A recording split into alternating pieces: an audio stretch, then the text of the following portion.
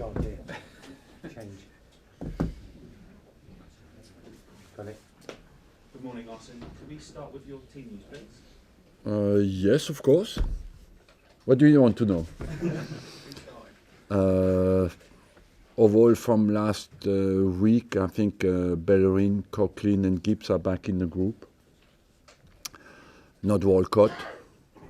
So these three should be available to be selected again for Sunday. And we have no injury from last week. So Olivier Giroud is okay then? Olivier Giroud is back in training, yes, since yesterday. Just finally from me, you face Burnley on Sunday. Very strong at home this season, only 1 point away from home. Can you explain that at all? It's difficult to explain. There's a special atmosphere there. They have certainly the needed confidence. They are very efficient at home, and they know very well what to do at home. You know, they defend very well. They do not concede goals, and they are a top 10 team. You know, they're in the first part of the league. So what they've done is absolutely unbelievable. And we have to make sure they do not find a solution away from home on Sunday, because it's a big game for us. And we have to prepare well. And even away from home, you know, recently they have not, they will be unlucky in some games. Arsene, you say Bellerin's back fit. Does that mean you'd be happy now to let Jenkinson go to Palace? It's not necessarily linked with that, you know, but Jenkinson is a possibility, yes, to go to Palace, but it's not finalized. How close would you say it is, if at It's all? basically down to him now to find an agreement with them. If Jenkinson was to go, would that in any way affect Debusshy's position here at all? Letting him go? Not really, because recently I played Gabriel and I'm very happy with Gabriel in this position. With Per Mertesacker, is it true to say that a deal for an extension for him is quite close now as well? He has an option, Per Mertesacker, you know, that we have taken. So there was no negotiation. It's just an option that we had taken. And he's your captain. How far away is he from playing then? He's back in training. Not with the squad, but I think he's 2 weeks away now. What would the effect of having him back for the end of the season? Look, yes, with the number of games we have, you know, it's important that, of course, we have all our experienced players back. Everybody's focused to do well. We are going to the moment of truth now, January until May. It's 5 months to go. And you want ideally all your players who have a big experience back in the squad. Has it been significant that your captains recently, like Mertesacker, like Arteta before him, have been out injured for so long, would you say? Look, it's completely accidental, you know. Arteta is true that he struggled with muscular problems, but Per was accidental. It's a knee problem, but he has recovered from that, so there's no reason why he should be injured again. 2 weeks to go to the end of the transfer window. Do you expect to sign anyone for the first team? I expect it to be a very quiet period, because we have just Welbeck coming back now. Offensively, we are very strong. We have many players who can come in, and overall I don't expect to do anything special. Would you like Payet? I don't need Payet, because we have so many creative players that I rate Payet, yes, as a player, of course, but it's not an area where we look for some players. If he became available, though, for the right money, would you be interested? No, we have many players offensively who can play in this position. You're interested by the quality of the player, but there has to be a need as well, and we have no need in this domain. Arsene, how surprised have you been about Burnley this season? That they're in the top 10. Are they realistically able to sustain that, do you think? everybody questions that every week, and when they play at home, and they beat everybody basically at home, you know. So it's what they have repeated for 20 games. It's not a coincidence, and every time you see them play at home against a big team, you think this time they might not do it, and they do it every time. So we have to. That is just down to quality.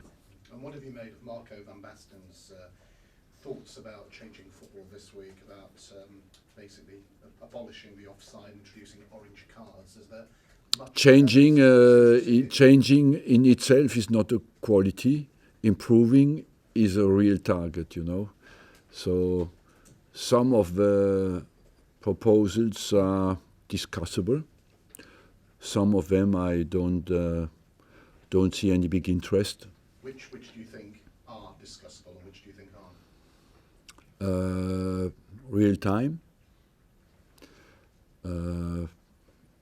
Maybe temporary exclusions. The one I don't find interesting is suppress offside, because I think offside is what makes the teams be together. You know, it's a big quality of a team sport. It's a quality of it's an intelligent rule as well, where you can use your intelligence, and so that's very important to keep that in the game. And overall, let's not forget that football improves as well. People say it's too tight, too compact, but the evolution of a game has always been like that. Defense gives a problem to the attack finds the solution and the response, and the defense creates a new problem again for the attack. So we have to keep that going. But for the improvement of a game, it's very important that you have always faced new difficulties. And what about the captain only dealing with the referee? That's a very good proposal. We all dream of that, but it never happens in our sport. Arsene, just one quick one from me. You said this period was sort of moment of truth for Arsenal. You've got 2 Premier League games, Burnley, and then Watford after that, before that big game that sort of looms early February against Chelsea at Stamford Bridge. How important is it that you don't slip up, drop any points in these 2 coming up? That's why I say that every game is important, and we just can focus on the next one. As you said, people speak always about big games, but the big games are only important if you do well in what so-called games where there's a bit less interest. There's a lot of competition in the transfer market, as always. But especially these days, Chinese clubs come in with a huge financial support. Some question the level of football and the environment, like pitch condition, etc. What's your thought on that? My thought is that when you want to be a football player, your first aspiration is to play in the best league against the best players, and that has to be the first target. After that, when you're a professional football player, you want to combine the fact you can play in the best league against the best players for the maximum amount of money. So I think that combination is the best in England at the moment. So I don't see why the players should leave the English Premier League. But China has moved forward, tries to promote football, and I'm happy that football becomes very popular in China. But I still think most of the players, of the big players, will stay in Europe at the moment. Is that a bit worrying, that especially when you have a culture and a philosophy trying to produce players from youth level, but all of a sudden they might be taken away with the money, you can't really compete? Yes, of course, it's a worry, but it happened as well in Europe before, and it happens as well when you are in a smaller club. Again, sometimes we had periods where we could not compete financially with the bigger clubs, so they've taken our players away from us as well. Can happen inside the country. Just following on from that, really, a lot of talk about Diego Costa and Payet this week. Do you feel it's harder than ever to keep top players happy? Not really. Not really. It depends.